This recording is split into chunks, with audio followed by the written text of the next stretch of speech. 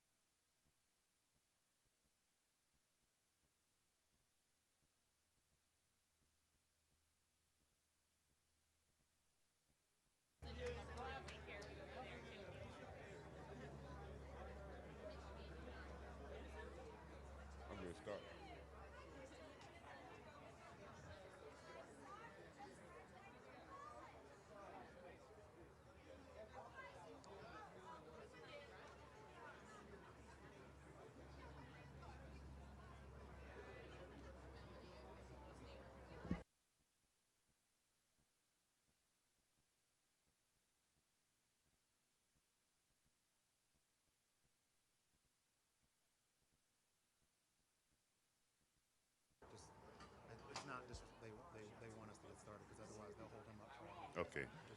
Ladies and gentlemen, we ask that you make your way to the seats so we can start our program. Thank you. Ladies and gentlemen, good morning. I am Nolan Lewis, Chair of the Delaware Commission of Veterans Affairs.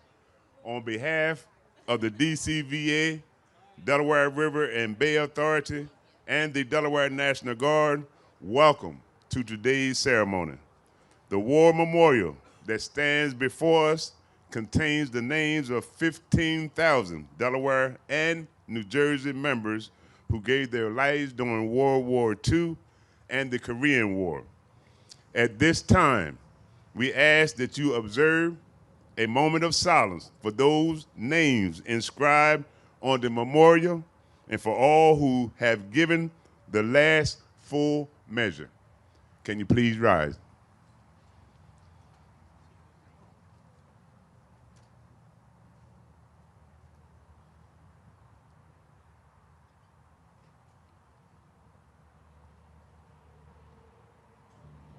Please rise for the presentation of the colors by the Delaware National Guard, Joint Honor Guard, and National Anthem sung by Army Specialist Carter Steffen.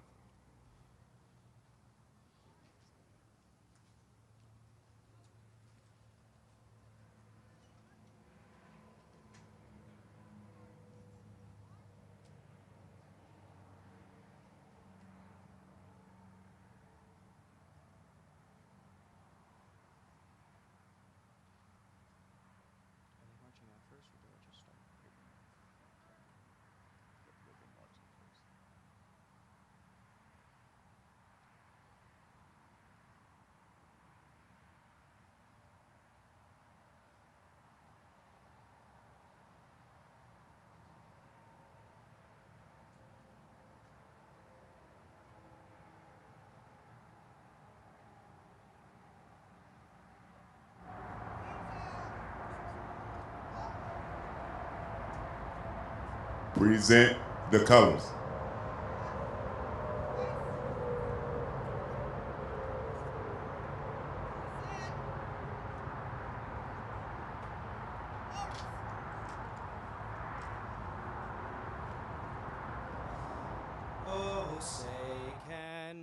to see by the dawn's early light what so proudly we hailed at the twilight's last gleaming, whose broad stripes and bright stars through the perilous fight o'er the ramparts we watched were so gallantly streaming, and the rocket's red glare, the bombs bursting in air, gave proof through the night that our flag was still there. Oh, say does that star-spangled banner yet wave o'er the land of the free and the home of the brave?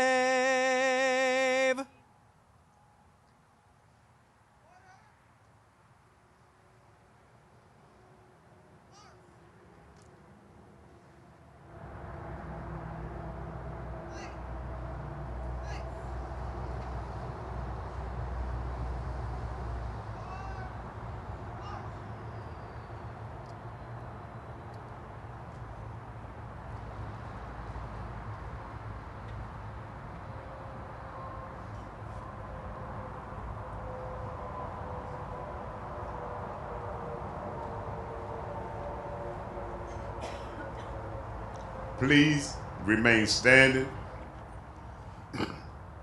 I now ask for the chaplain, Andrew Weiner, to come forward to deliver our invocation.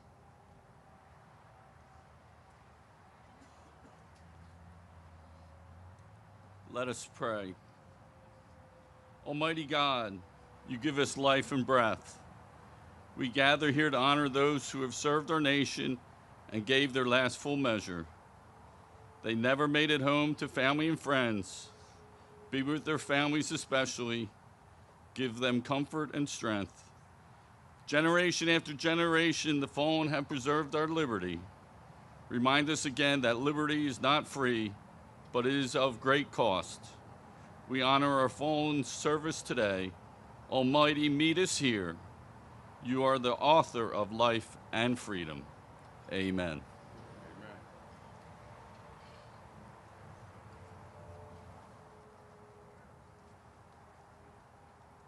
Thank you, Chaplain. Please be seated.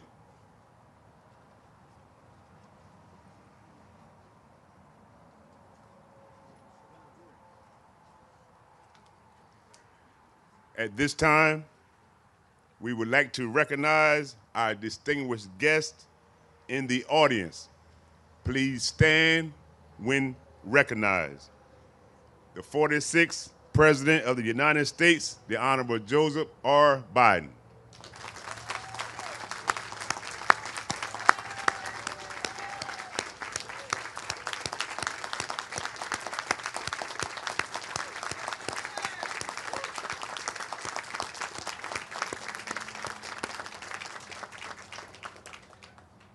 Acknowledgements from our Honorable Governor, Matthew Myers, during his absence and his regret. The Honorable Lieutenant Governor Carl Evans Gay.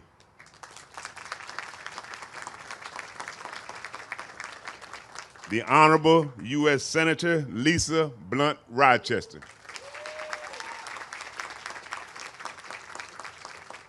The Honorable U.S. Representative Sarah McBride.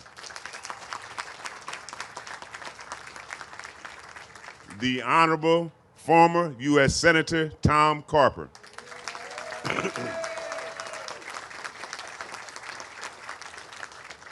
The Honorable Secretary of State Patabanda Sanchez.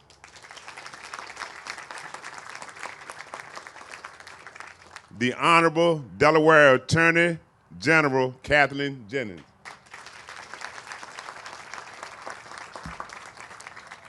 the Honorable Insurance Commissioner Trinidad Navarro,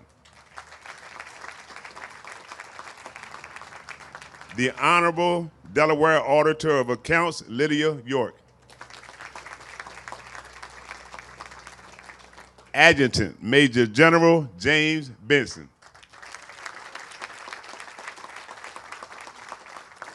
President pro tempore of the Delaware State Senate, Senator Dave Scola, State Representative and Chair of the House of Veterans Affairs Committee, nominee Topeka. Representatives and Senators of the Delaware General Assembly.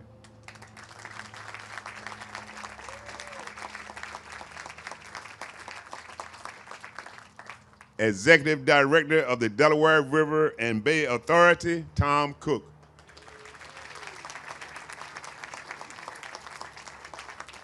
Executive Director of the Wilmington VA Medical Center, Vamise Potlori.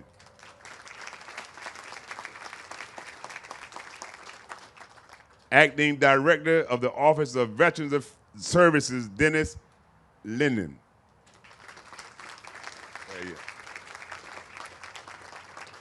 Delaware Commissioner of Veterans Affairs. I have to my left my Vice Chair, Doug Hudson.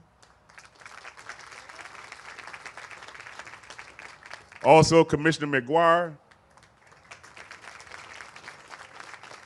Commissioner Rambo, Commissioner Espino, Commissioner Schroeder, and Commissioner Harwood. I don't see it. Okay. The Delaware River and Bay Authority Commissioners.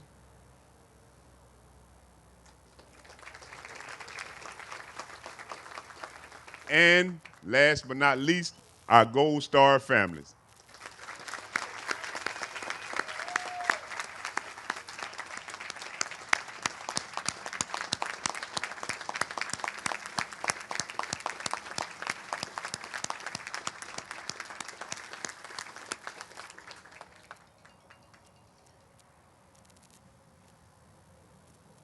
We extend our thanks to all other officials, service members, veteran service organizations, family members, and all veterans in attendance who were not formally recognized.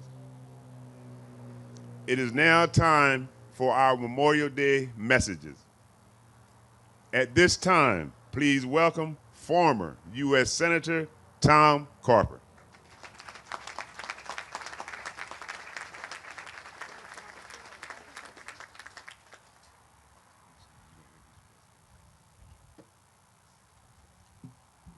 Good morning. How are you doing?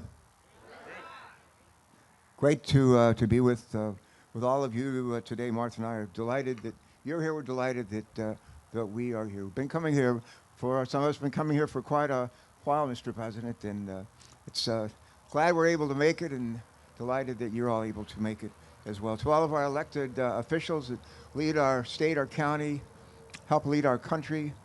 Lisa Blunt Rochester, whose office is in 513 Hart, my old office in the United States. Joe, her office, she sits at my old desk, and it looks a lot better. I must say, but it's great to be here with all of you. I want to start off with some thank yous, if I may. I want to thank the people of Delaware for welcoming me here. Gosh, over 50 years ago, I'd been a naval flight officer in the Vietnam War, 3 tours, and came back home to the U.S. and made my way to Delaware. And got an MBA at the University of Delaware. Thank God for the GI Bill. Anybody here use the GI Bill? Anybody here use the GI Bill? Let's hear it for the GI Bill. This guy right up here probably did more than anybody I know to make sure we have a terrific GI Bill. But thank you for that GI Bill. Thank you for giving me the privilege to serve as your state treasurer, as your congressman, as your governor, and as your United States senator. What a privilege it has been. I want to, my job is to sort of like to introduce the 46th President of the United States. Ever try to introduce somebody that doesn't need an introduction? Well, at this audience with these people and all of you here today, this particular fellow doesn't need an introduction. My guess is that all of us could come up here and everybody could help give that introduction, but I think it falls on me to do that today. Before I do that, I want to take a minute, if I can, and share with you, not everybody knows how we ended up with Memorial Day. In fact, my guess is most of us don't.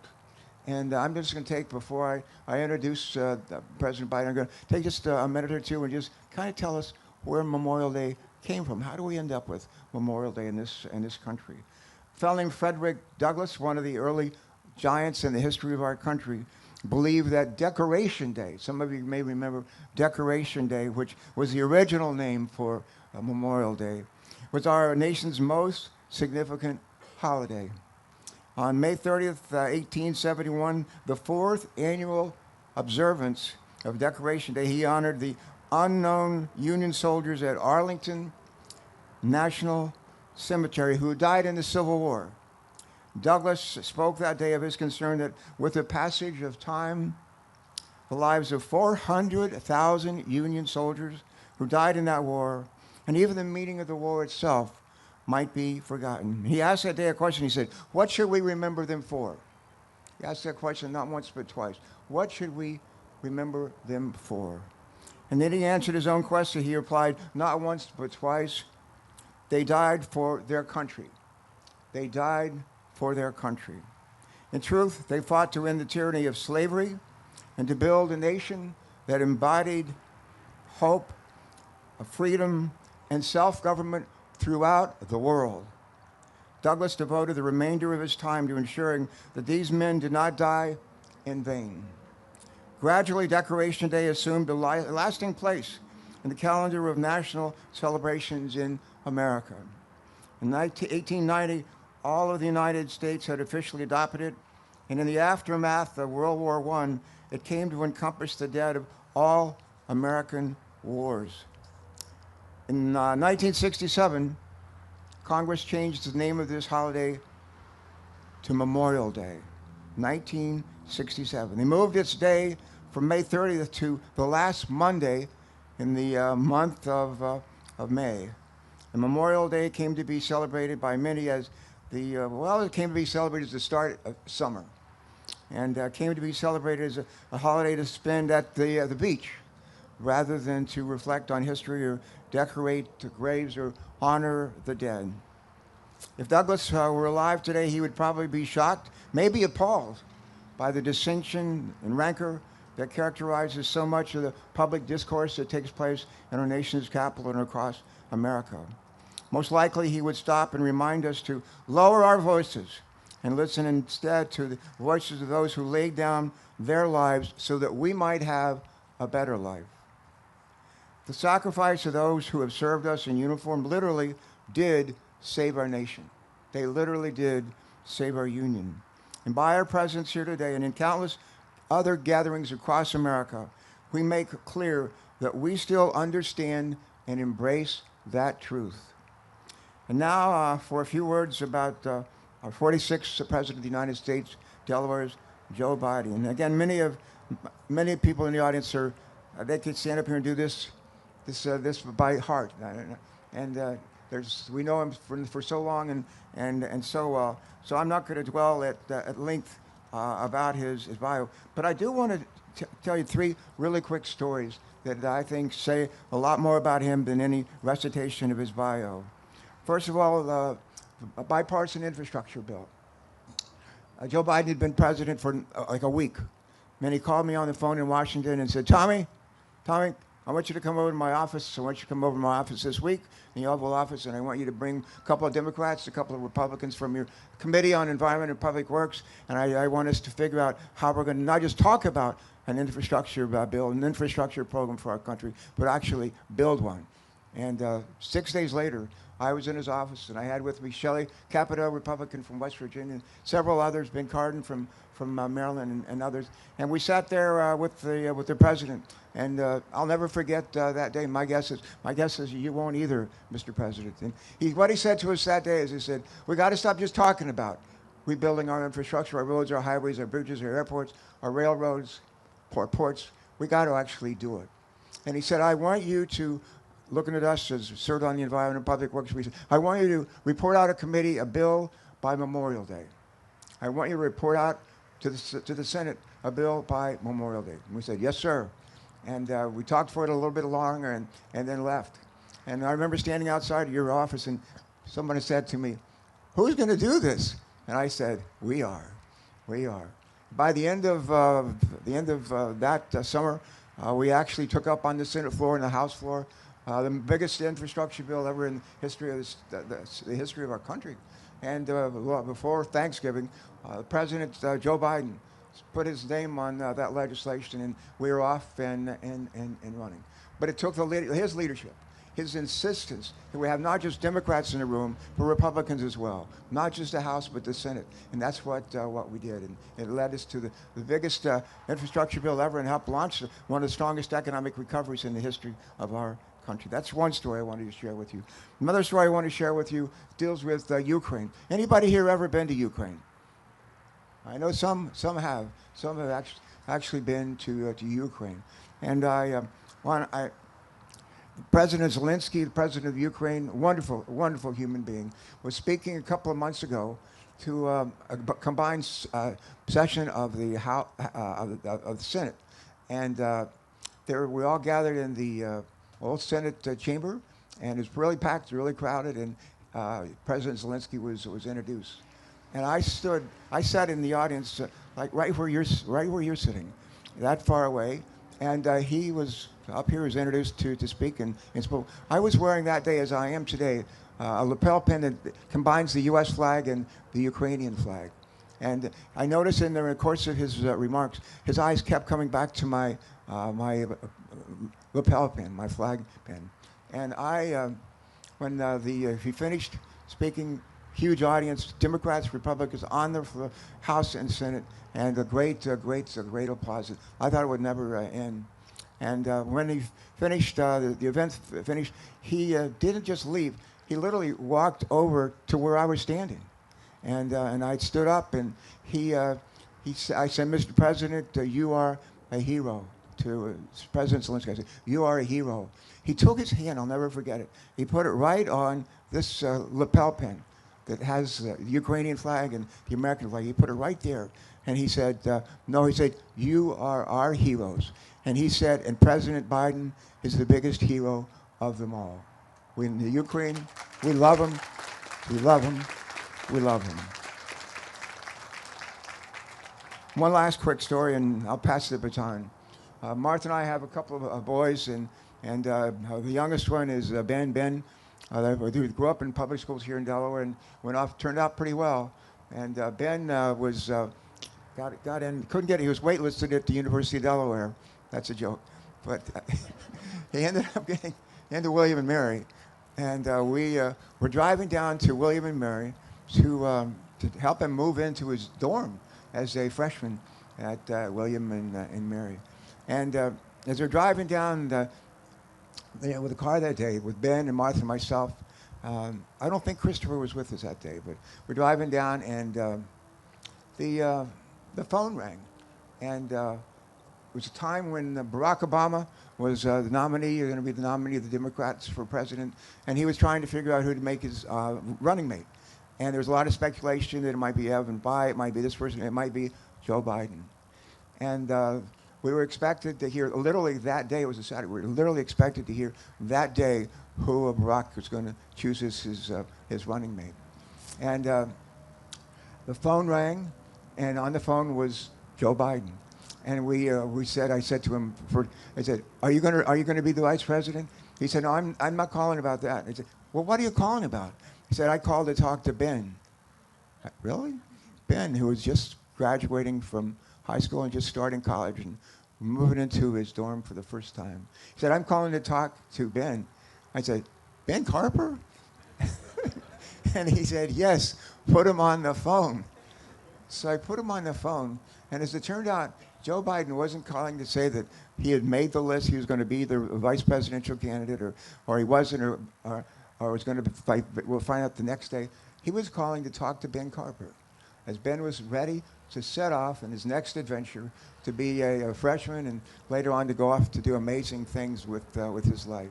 I thought to myself, how many sitting senators who are going to someday be vice president and president would call and ask to talk to Ben Carper or any Ben or any other kid who's going to college, just to give them advice and wish them well. And I will never forget that. I will never forget that. And I would just suggest if that were your kid, your son or daughter, you would not forget it either. Let me maybe do one more thing if I can. Someone gave me, Joe, I don't know if, maybe it was Hunter over here gave it to me, but gave me some words. It said, whatever you say, don't forget to say this about Joe Biden. A visionary, a respected leader around the world, a compassionate man who was interested in everyday people. All right. I think, Martha, what did I forget? Nothing? All right, ladies and gentlemen, I think that's it for me. And with that, with me, where's Ronnie? Ronnie? Where's Ronnie? Ronnie, where are you, buddy? All right, is this the time to introduce the 46th President of the United States, Delaware's Joe Biden? Let's hear it for, on your feet. Let me hear you. Put it on you. Woo!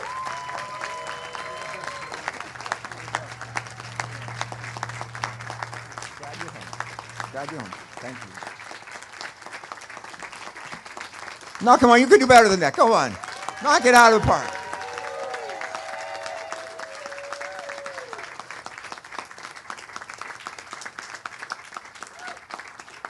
Thank you very much. The greatest honor of my life has been for 4 years being the Commander-in-Chief of the United States. The fact is that I don't think if I had come from any other state that would have happened. But in Delaware, everybody knows everybody.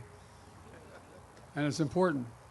It's important because, you know, we had that expression for the longest time. We do things the Delaware way. The Delaware way. Members of the House and Senate know, Democrat or Republican. They've learned to work together for the benefit of Delaware. Now remember, Tommy, we've been coming here for decades. First time I was here, I was reminded of that quote from R.G. Ingersoll, who said, when the will defies fear, when duty throws the gauntlet down to fate, when they shun compromise with death, that's heroism. I remember thinking that day, the first time. Thinking about my uncles in World War II, thinking about people I knew, thinking about all the people who had laid down their lives. And ladies and gentlemen, it's good to be with so many friends on this solemn occasion. Tommy, Kyle, Lisa, Sarah, Nolan, and you're all outstanding leaders and proud Delawareans. And Chaplain, thank you for your invocation. And I want to acknowledge the keynote speaker today, a pathbreaker and a patriot, Chief Warrant Officer Ernestine Epps. Ernestine, thank you. Thank you for being willing to do this. I'm looking forward to hearing you. Folks, every year we come together to remember the brave women and men who gave their all for this nation, or as Lincoln called it, the last full measure of devotion. That's what it was, the last full measure of devotion. They laid down their lives so we could live our lives in peace, and maybe the most important word, with possibilities. And I know I speak for everyone here, and when I say we remember them every single day, not just this day, but every day, the people assembled under this tent. Remember them every day. We come together to remember the families that are left behind, the hearts that still carry the weight of their absence, the ache that never fully goes away. We come together to remember the debt we owe to the American military. The military is the solid spine, the spine of our nation. Our troops, our veterans, our military families, and our Gold Star families in particular. Only around 1% of all Americans defend 99% of us. 1%. Just 1% of Americans risk the ultimate sacrifice. We owe them so much more than we can ever repay them. We have many obligations as a nation, but only one truly sacred obligation. Sacred obligation. That's to equip those we send into harm's way and care for them when their families when they come home and when they don't come home. It's a sacred obligation. I know for many of you, Memorial Day, like for us, is deeply personal. For the Bidens, this day is the 10th anniversary of the loss of my son, Bo, who spent a year in Iraq. And to be honest, it's a hard day. His son and I, Hunter, who's here in the crowd, I don't know where you're sitting, Hunter, but all the way in the back there.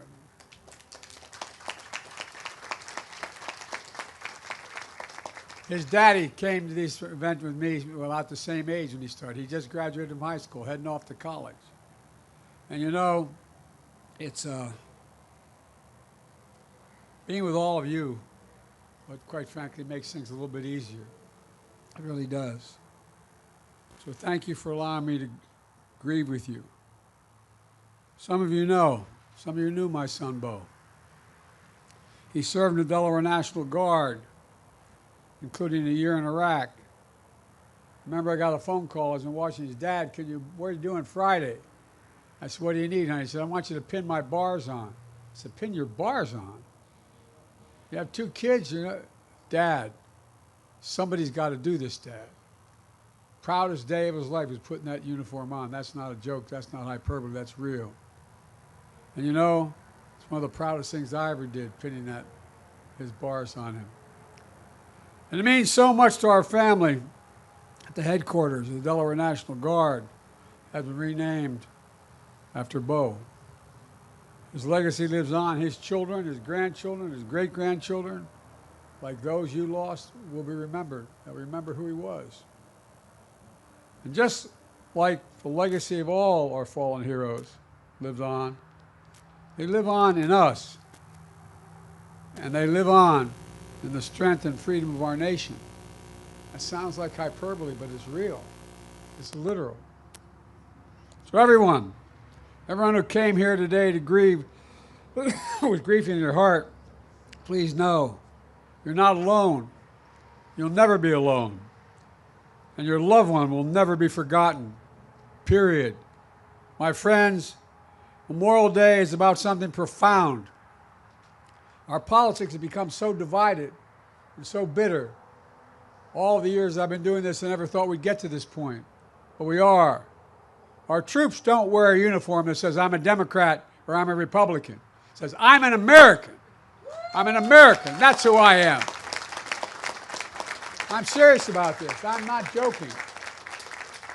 And folks, our politics has become, as I said, so divided.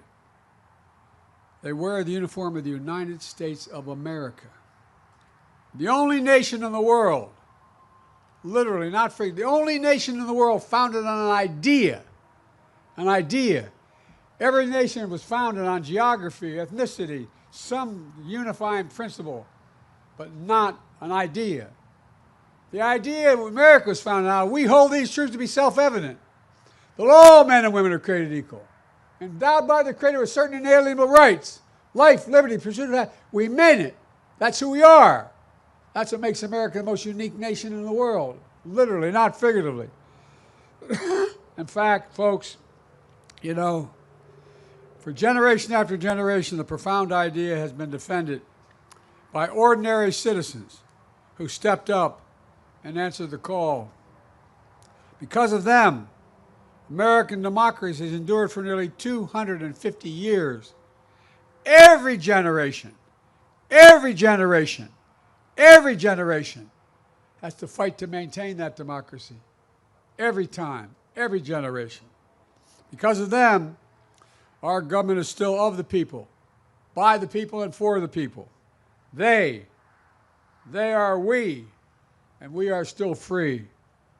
And now, we must make sure that sacrifice has never been in vain. Let me close with this.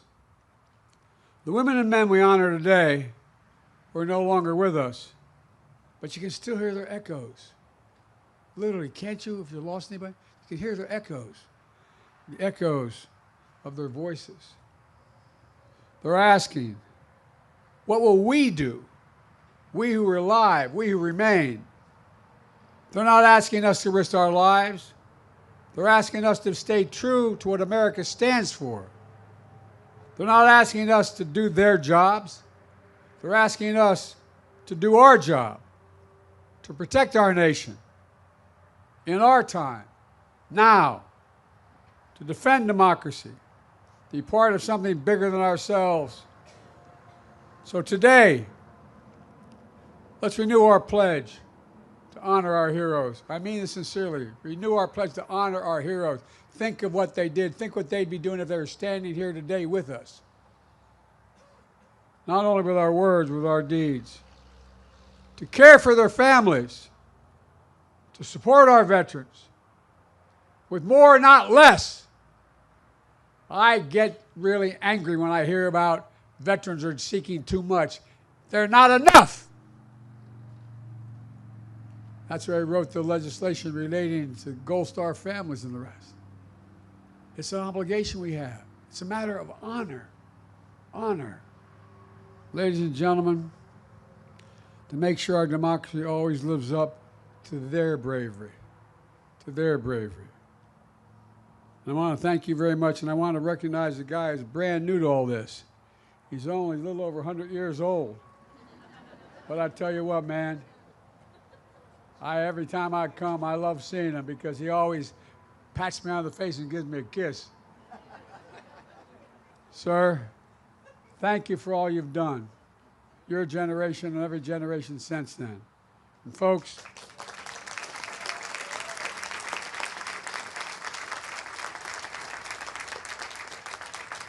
and I want to say this from the bottom of my heart, thank you, particularly to the Gold Star families. Thank you, thank you, thank you. The country owes you. Thank you.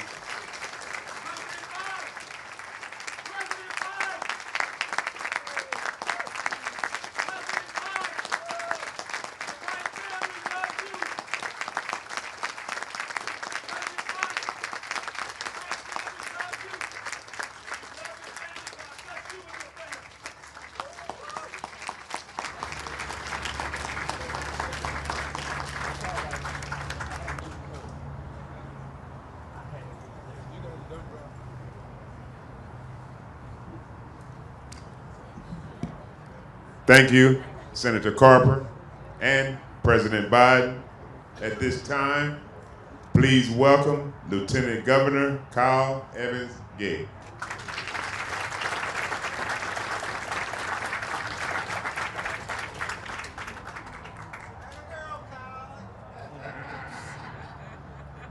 Thank you, sir. Well, good morning, and I just, not scripted, we all are so pleased to have you here, sir, and for your sacrifice in serving all of those years in public service, for everything you have accomplished on our behalf, and for never giving up on Delaware or our nation, so thank you.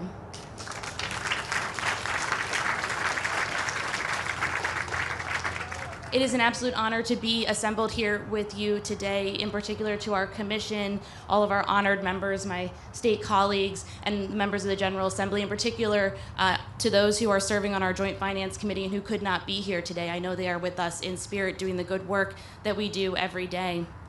And to many who are gathered here today, welcome back. This ceremony of remembrance has been for us for many of us an important annual touch point. A time and a place to remember, yes, but also to rededicate, refocus, recommit to the work that we do every day, with the humble hope that it honors the sacrifices of those who have given everything so that we may be free. For those joining us for the first time, welcome, and we hope to see you back. May you too become connected to this place, to this community, and to our shared obligation and pledge to be good and true stewards of this republic for whom some gave all. To our active military members here today and to our veterans, thank you. We know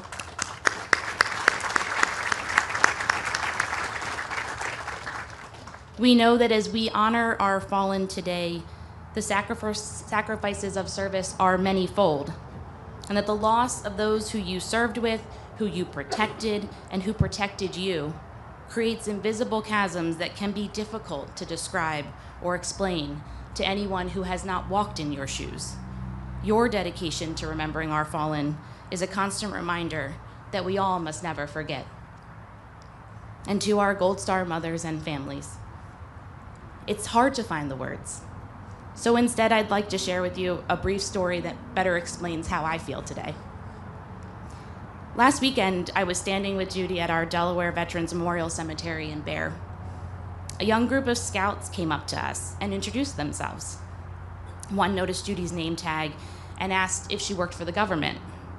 No, she explained, I'm here because I lost my son, who served our country with honor. And then without hesitation, these young men, boys really, surrounded Judy and they hugged her. Well, we're all those scouts today, and we are surrounding you with the love that you deserve. We stand with you today and every day.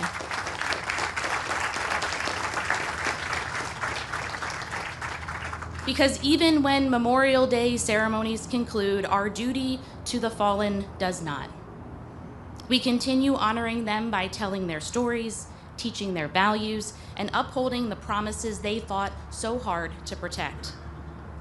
President John F. Kennedy once said, as we express our gratitude, we must never forget that the highest appreciation is not to utter the words, but to live by them.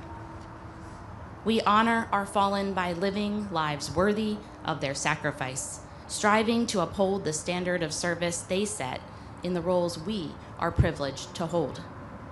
And we honor the fallen by telling their stories. These past few weeks, as my children have been counting down the final days until summer arrives, they have also noticed the fields of flags as I shuttle them from one activity to the next. Questions about those fields have given me the opportunity to be that storyteller, to sustain the memories of those we have lost, and to honor the service of those I know and love. To tell them about their uncles and their grandfather who enlisted in the armed services as young men, only to return aged beyond their years. To share the honor I felt as a young attorney, walking alongside an attorney general who not only served our country, but whose work and advocacy protected children here at home.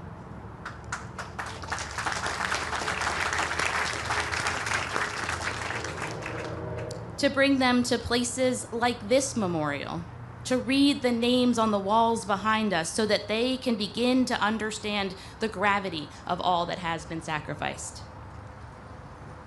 This solemn day is a powerful reminder that freedom has a hefty cost.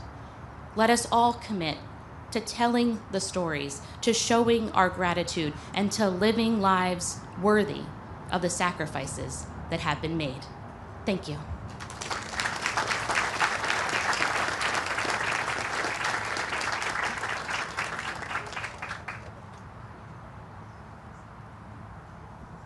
Thank you. I need to, I guess, backtrack. When I was mentioning our representatives, I left out one person, and that is the mayor of Wilmington, John Carney.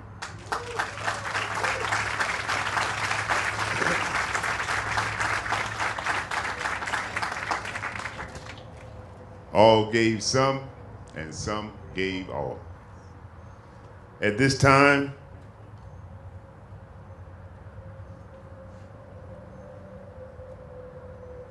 I lost my thought. Sorry to my heart. At this time, I'm going to introduce our next speaker, Senator Lisa Blunt Rochester.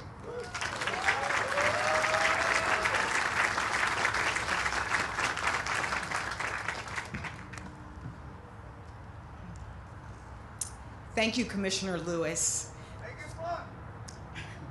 Someone just said, "Let me be blunt." I heard you.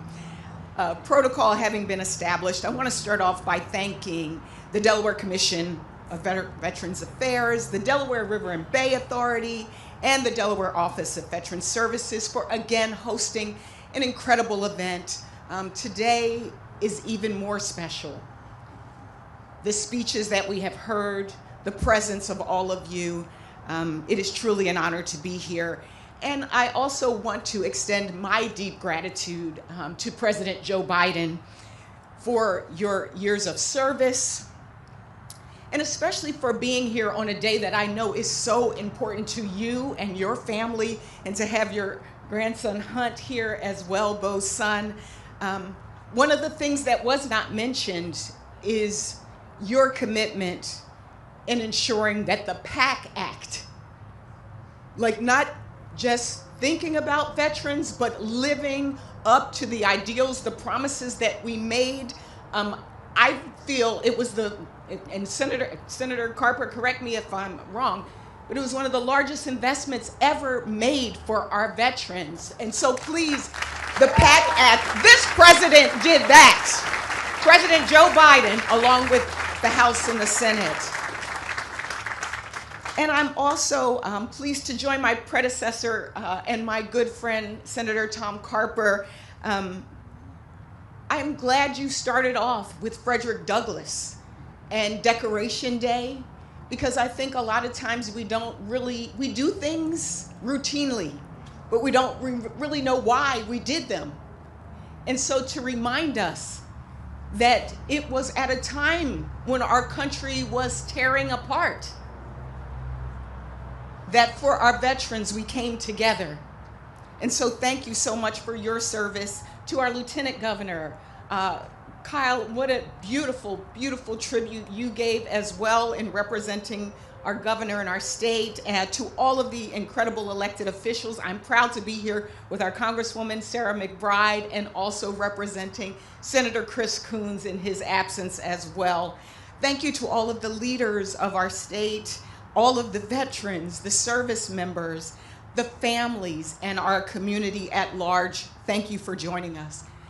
I am reminded that soon we will celebrate the 250th anniversary of our country.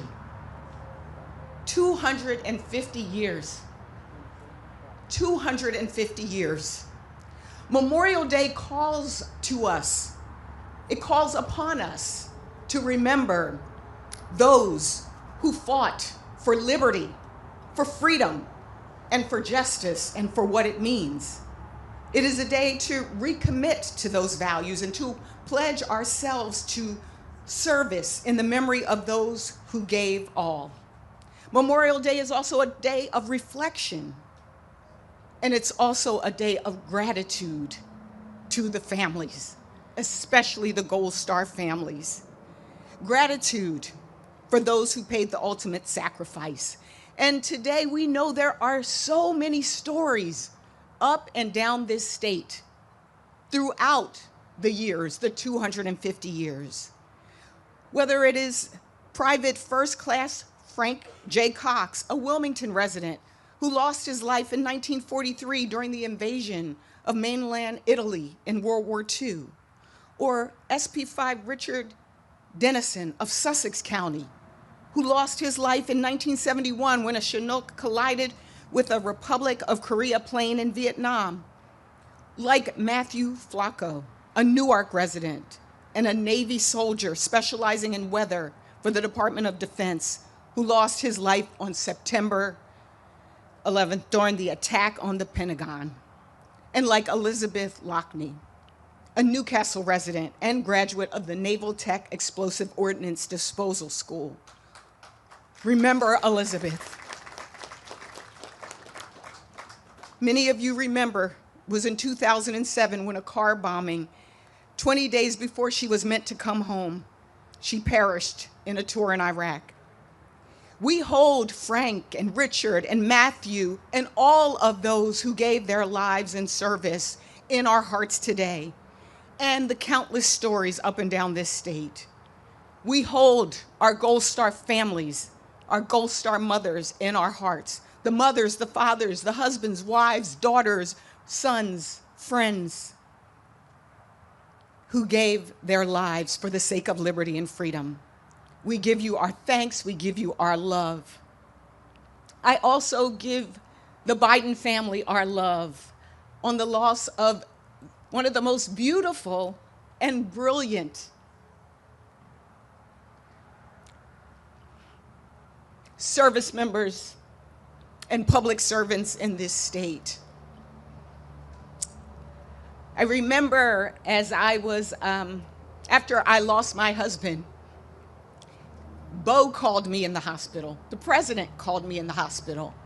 And I know President Biden says this to families like he said to me, that there will come a time when the mention of the person's name will bring a smile to your face before it brings a tear to your eye. We thank you. We thank Bo. We thank your family. I began by talking about the fraying and the tearing of a country. Well, the very fabric of America is stitched together by the men and women who made the ultimate sacrifice to protect our homeland. Every state, yes, the very fabric, every state, county, and community across our great nation is made safer by their sacrifice and by the freedoms they fought for. And those freedoms extend not just to America, but around the world. So on this Memorial Day, as we put our hand on our heart, or as we salute these decorations, let us remember, let us reflect, and let us recommit to living the legacy that they leave behind. Thank you.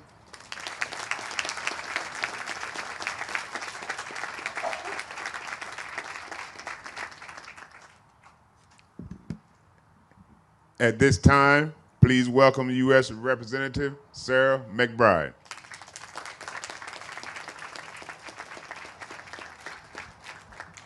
Good morning, everyone. Commissioner Lewis, and to all of the commissioners and every office, every Delawarean who made today possible, thank you very much for bringing us together. Can we give them another round of applause?